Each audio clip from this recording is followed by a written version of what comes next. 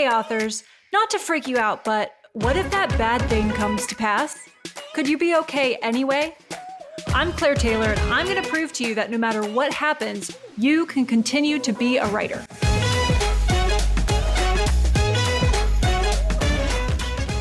Welcome back to another episode of What If for Authors.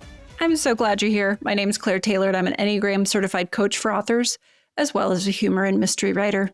All my services, courses, and books for authors can be found at liberatedwriter.com. Go check it out if you're curious about how you can build a more sustainable author career in uncertain times. So, full disclosure before we get into it, I did just injure my foot like 10 minutes ago, and it's throbbing a lot. It hurts really bad, but I'm going to try and do what I can for this episode. The show must go on. And I don't think anything's broken. It was a mishap with my dog, Bo, who is, I think he has an addiction to like tennis balls or like the chuck it balls. And so I was hopping off the patio as he was dropping the ball to me and then lunging for it himself. And my foot and his mouth made unfortunate contact. Anyway, that's neither here nor there. Just know that I'm doing my best today, and it may not be what you're familiar with, but we're gonna give it a go. Or who knows, maybe I'll absolutely lock in because of this foot thing. We'll see. Life happens, right? Okay, so if you're familiar with the Enneagram, you may believe that today's episode is only for the type 1s out there, sometimes called the perfectionists. Sometimes also called the reformers. You know, other things, there are all kinds of names for it, but perfectionist is one. So perfectionism gets slapped on the ones, and not wrongfully so. That being said, we each have all 9 types inside of us. And if one is high for you, even if it's not your dominant type or you grew up with a one overlay of some kind, I think you'll really get something out of this episode where we ask the question, what if I'm a perfectionist? Perfectionist authors tend to suffer quite a bit, which is why I love working with them in a coaching capacity. I don't love when people are suffering, obviously, but what I love is how much relief is ahead of the perfectionists I work with. So much relief.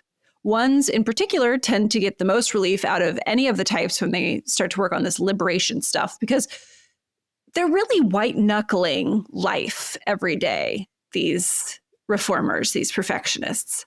Perfectionism will leave anyone so tightly wound that they could break at any second. So let's talk about that and start seeking some relief from it. So yeah, it's you that's making you miserable. It's not the world around you that's making you miserable. And now that's great news, because it means you don't need to change the world. You don't need the world to change itself. Something that you don't actually have control over. You don't need that to begin enjoying life and your author career much, much more. So that's great. Okay, so let's get at perfectionism a little bit. To start with, the idea of perfectionism is made up. The whole perfect versus imperfect is a totally man-made concept, and one that's almost always used as a control or defense mechanism. So let's sit with that for just a second. If you've never considered that the idea of perfection is made up, let's just sit with it. What does it mean for your life that perfection doesn't exist? What does it feel like in your body to sort of toss that idea around? Does it relax you? Does it leave you feeling panicked? Does it make you angry? Why do you think? I could honestly end the episode right here and just have you follow this line of questioning down, down, down until you reach some sort of a breakthrough, but I'll offer a little more to chew on in case you just can't connect with the idea of there not being such thing as perfection yet. It's a big upheaval for a perfectionist, I admit that. Now, if you're religious, you might be thinking, well, Claire, God is perfect. Right, sure. But what's that got to do with you? So you may reply with, well, Claire, God made us in his image. Okay, then what are you worried about? If God is perfect and you're in his image, then by your own logic, you don't have to be or do anything to be perfect. There's frankly no amount of typo-free books you can publish that's going to top the work of your creator, right? At the heart of perfectionism is a belief, usually a subconscious one, that we know what right looks like, that we know what perfection looks like. And this, what we're looking at right now, it ain't it. Now, it's incredibly important to take a moment and humble ourselves here. So what if we don't know what perfection looks like? What if our idea to make something better, to improve ourselves, others, and the world around us is totally made up? What if our impulse to improve things isn't born out of a superior knowledge of how things are lacking and need to be fixed, but rather is a result of our fear that we aren't good enough? But so long as we know how other things also aren't good enough, maybe we're not so broken after all. What if our need to fix and improve things comes from a simple need to feel in control of things that are outside of our control? What if our drive to be perfect is a trick to avoid feeling certain emotions rather than, say, any sort of God-given responsibility? Any perfectionists listening might want me to end the episode here so I don't keep coming for them. Sorry, not going to happen. The only way out from under the thumb of perfectionism is to call it out for what it really is. I'm not calling you out, I'm calling out the pattern. We can do that together without it necessarily meaning anything about who we are. Perfectionism often results from something that's quite beautiful, which is idealism. So society needs people to be able to envision a better future. Duh, right?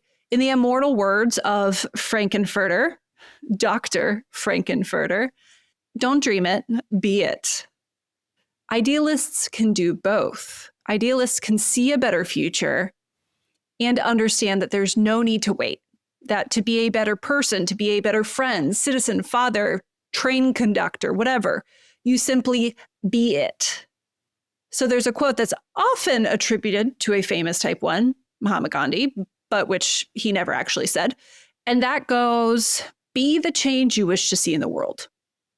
It's a beautiful thing when someone lives within their integrity and lives in their values in this way, to be the change that they wish to see in the world. But idealism can very easily turn into frustration if we're not careful. It's like, ugh, I'm living totally in accordance with my values. I'm not participating in all these fun things that don't align with what I think a good person would do. And still, the world is not following my perfect example and shaping up. What the fuck? Now, idealism can turn into resentment too. That looks like when you see that those around you aren't trying as hard as you are to be perfect. If you find yourself experiencing resentment, congrats. It sucks, but it's totally within your control to let it go once you notice it. You just have to stop asking yourself to be so damn on top of shit.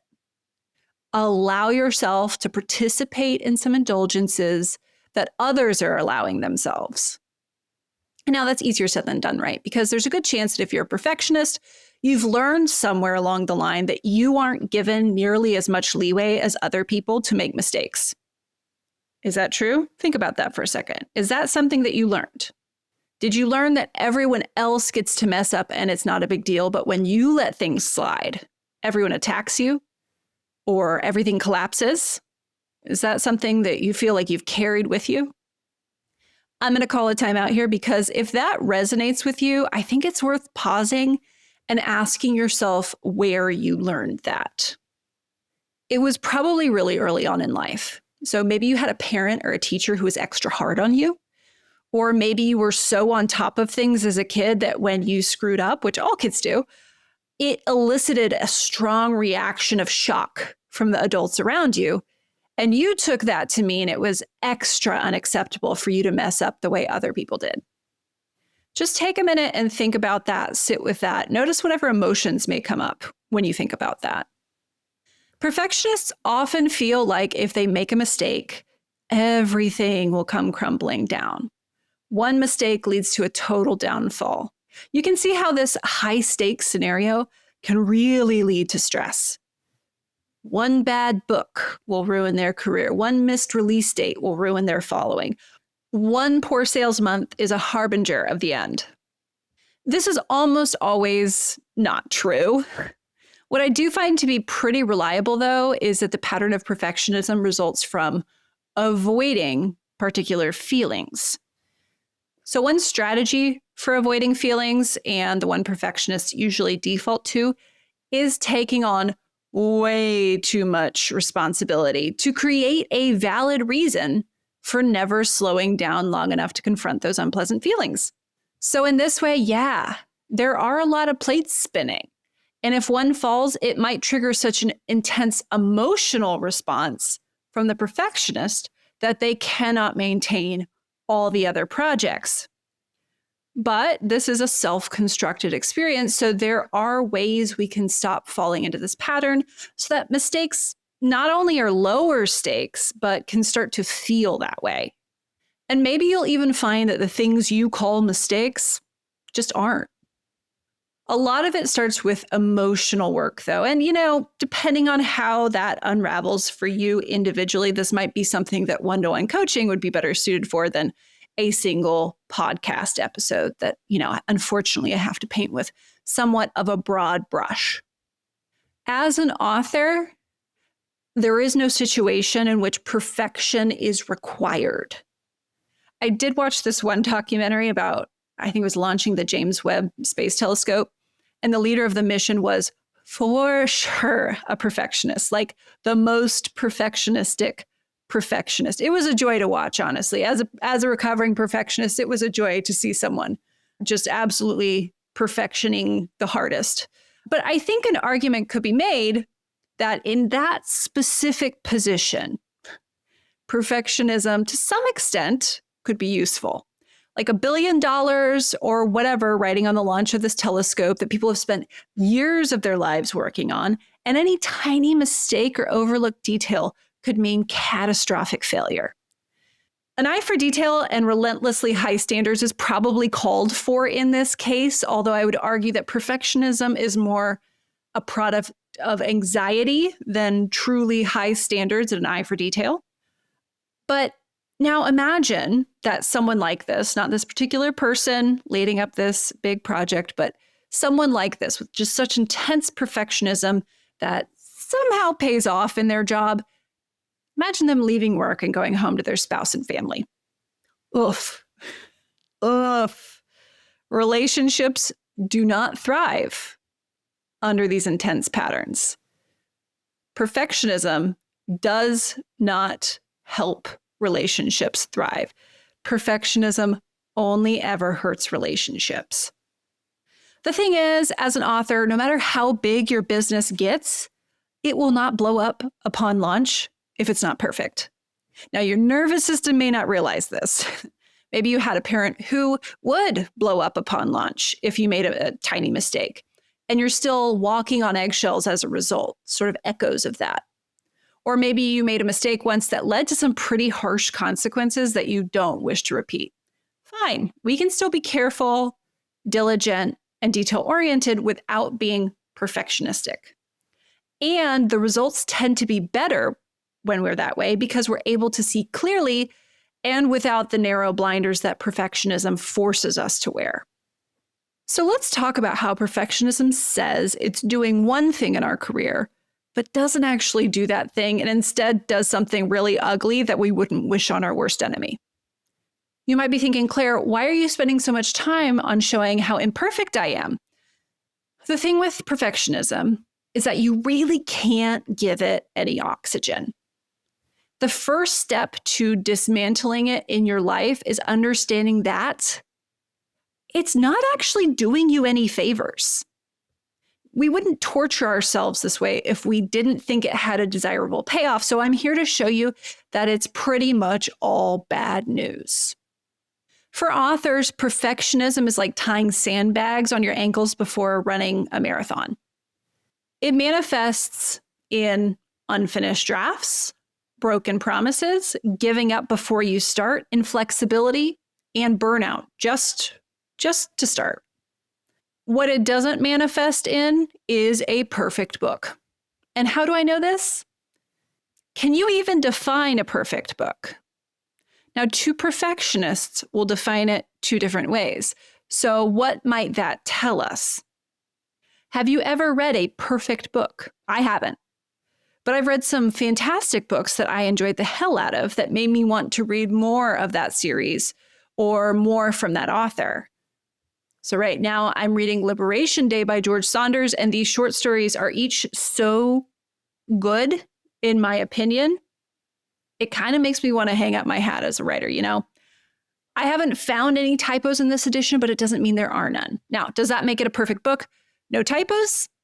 I've read plenty of uninteresting books that had no typos. I've also read plenty of engaging books with typos.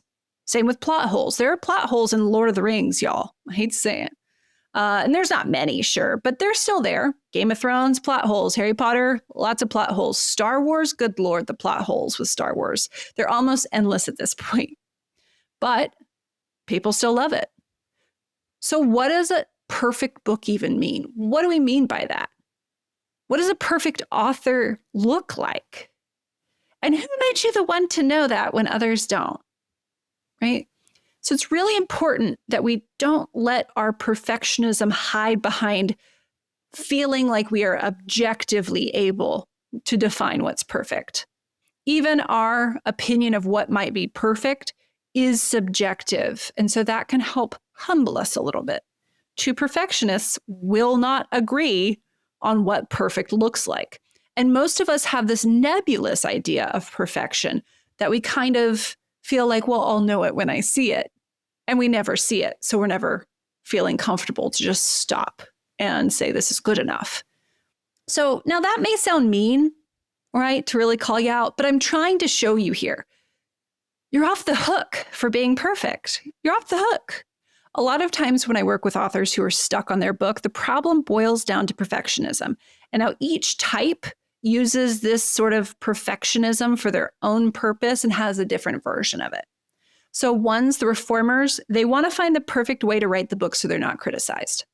Two's the helpers, want to find the perfect way to write the book so they're loved by their readers. Three's the achievers, want to find the perfect way to write the book so that it sells and makes them successful. Four's the individualists, want to find the perfect way to write the book so it stands out and doesn't seem ordinary or unoriginal. Five's the investigators, want to find the perfect way to write the book so it's factually accurate and they don't face ridicule. Six's the loyalists, want to find the perfect way to write the book so that it follows the rules and they feel confident that they're doing it right. Seven's the enthusiasts, want to find the perfect way to write the book so that the process has no pain involved. Eight's the challengers, want to find the perfect way to write the book so that they don't make themselves vulnerable to attacks or being blindsided. Nine's the peacemakers, want to find the perfect way to write the book so that they don't offend anyone or rock the boat. We all want to believe that there's a needle we can thread that allows us to avoid feeling the things we don't want to feel. But eventually, sooner than later, we come up against a situation where there is no needle. There is no threading. We have to just pick a path that means something to us, that offers us something worth the pain, and accept that the pain will find us.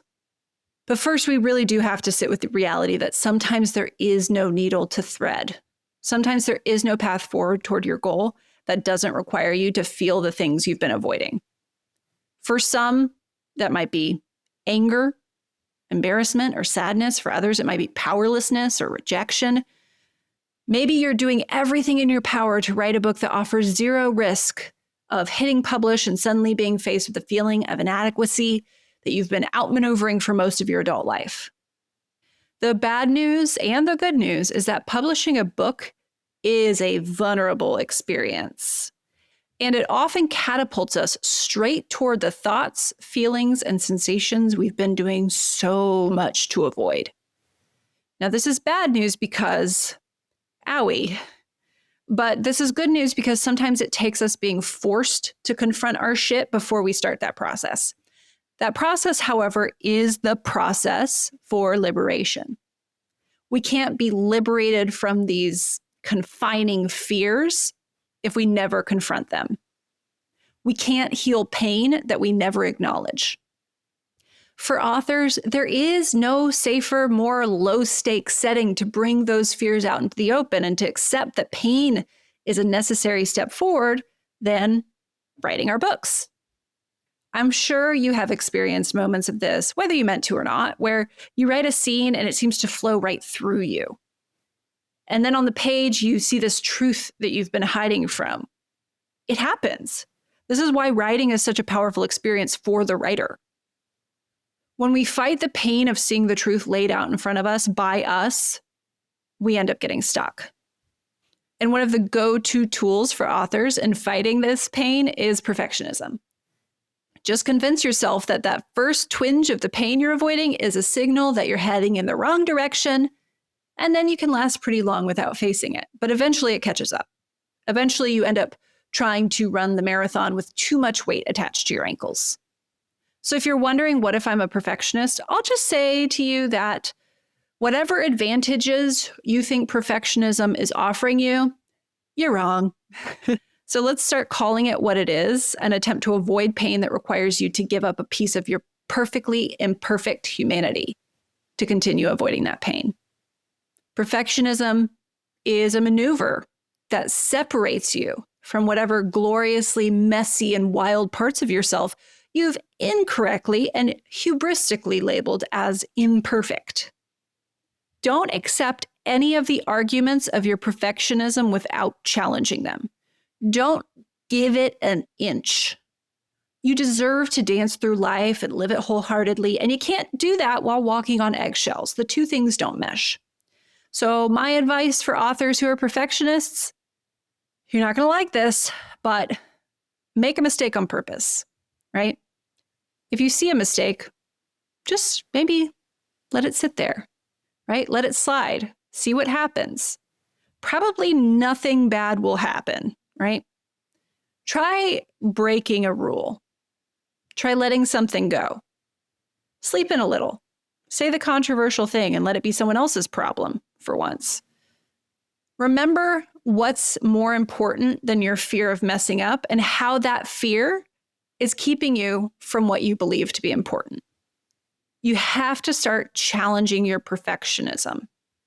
You have to start running an experiment to see if this mistake you've been avoiding is actually the end of everything, if you just let it go. If you're waiting for it to be comfortable to challenge your perfectionism, you will be waiting until you die. So do not expect it to be comfortable. But you can make it just a little uncomfortable. Find a place where it's just a little uncomfortable and start there. And most importantly, think of all the times you were imperfect and things still turned out all right. If it's happened before, maybe you don't need to worry so much about it happening again. Maybe, just maybe, the world is so complex and thriving that your screw-ups won't bring everything you care about crashing down. Maybe, just maybe, the things you've been considering your imperfections as an author are the things your readers love most about your work. That's it for this week's episode. Thanks for joining me. As a little practice what you preach moment, I'm going to let this episode be imperfect. There was so much I wanted to talk about, and the impulse to go back and add things is certainly there, and it's certainly strong. But what do I want more than that? What would I rather spend my time doing? Well, I'll tell you, I want to take a break and go get myself a little sweet treat from the store before my next coaching session. So that's what I'm going to do. Peanut butter cups beat perfectionism. Voila. I'm Claire Taylor. Thanks for joining me for What If for Authors. And be sure to subscribe to this podcast so you remember to join me for the next episode. Happy writing.